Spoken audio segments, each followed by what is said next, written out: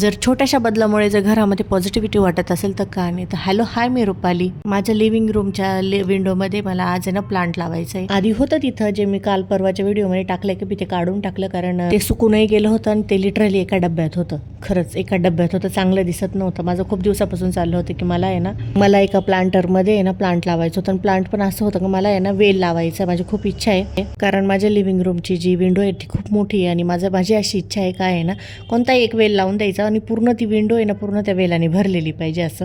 आणि आधी मी तिथे मनी प्लांट लावला होता, तो चांगला ग्रोही झाला, पण नंतर आहे ना मी त्याच्याकडे लक्षच दिलं नाही. खरं सांगते, मी लक्ष दिलं नाही आणि पूर्ण आहे ना म्हणजे तो मरून गेला तो मनी प्लांट. आणि त्याचेही छोटे छोटे मी ब्रांचेस काढून ठेवलेले, तेच आता मी परत ग्रो करणार आहे. आय होप की ते पूर्ण छान दिसावं आणि लिव्हिंग रूमला पण नवीन छान लुक यावा.